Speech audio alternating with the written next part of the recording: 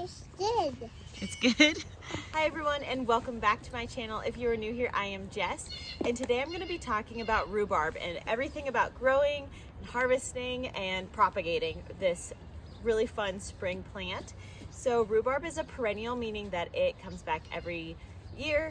I think it lives to be about 8 years, but in my experience, you can kind of just keep propagating it and let it keep living its life. So I've propagated probably 6 different plants from this mama plant, and it is still just thriving and loving life. Hi, baby. Hi. Hi. First, I wanted to talk about propagating. It is best done in the spring or the fall. Personally, I like doing it in the spring, just when the buds of the plant are starting to come out of the ground. It's the easiest to kind of see where the main structure of the plant is. I will include a clip down below kind of showing where I would kind of divide. Here early when the rhubarb is just starting to come up, you can kind of see at the base where there's these kind of clusters of leaves forming, and I would just kind of cut around wherever those clusters are. But essentially, rhubarb is going to grow very horizontally, or just like spread out, and you're going to be able to kind of see the knobs of where the leaves are going to come up from. So it's pretty easy to just take a shovel and hack through kind of some of the knobs and divide yourself off a clump. I usually try to give myself about a 5 to 6 inch clump of rhubarb and roots to kind of transplant a very successful rhubarb plant from that.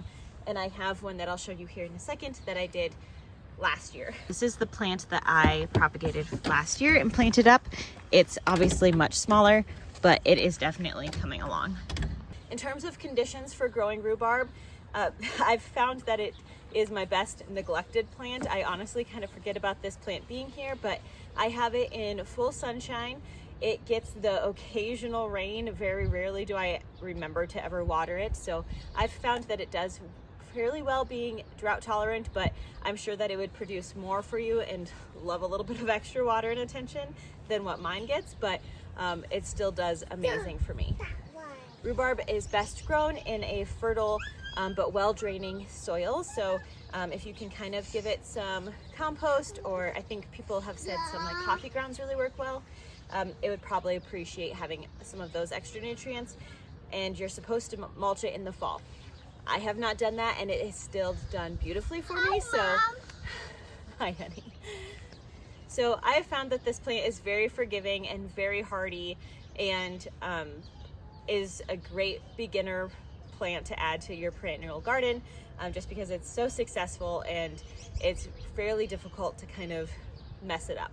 Now, in terms of harvesting, the best part of this, I like to wait until my rhubarb stalks are about 6 to 8 inches long. Today's probably a little bit early, but we'll see what we can get out of it. Usually I wait like another few weeks to kind of get some longer ones in there. The longer your stalk is and the wider, the more fibrous it's going to be, and it's still going to taste delicious, but it might not be as tender, but you can still harvest it. I usually stop harvesting once the days get pretty warm out though. It's just going to get really tough, and you're gonna kind of notice that the flavor kind of diminishes a little bit. So usually mid-June is when I stop for our zone 5, but it might be different depending on where you guys live. But once it's kind of a little too warm, then I stop harvesting and just kind of let it focus on itself. You also might notice once it kind of gets a little bit warmer on a mature established plant that it might send up a big stalk with like a big flower. It has bolted. It's not really delicious to eat after that point, so I usually just kind of let it focus on itself then too.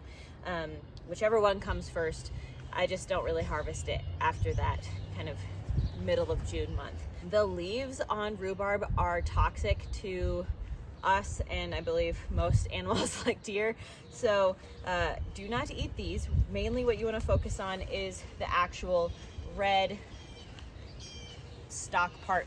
It kind of has the same texture as celery. And to successfully harvest this plant, one of the biggest things that you can do for the success of the plant is to pull out the entire stem. Do not try to cut it. I mean, if you do, it's probably going to be okay, but if you pull it, it's going to be the best, because it will actually stimulate the plant to put more leaves out and kind of promote that growth on it. And so it's best if you can pull it. and kind of tell the plant that you actually harvested from it so that you can keep getting more leaves. Otherwise, it just won't really regrow that section. And one last safety thing, if your leaves do freeze, if you get like a late frost or something, you'll kind of notice that there's damage to the leaf.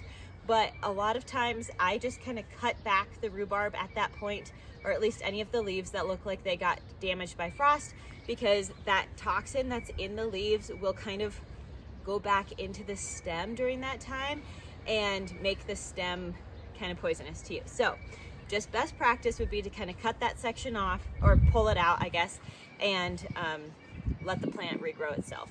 So it looks like we have quite a few really good stalks, but to harvest this, I just like getting really low and wiggling, and it should come out super easy. It shouldn't be challenging at all. And then again, we don't need the, whoa, you okay?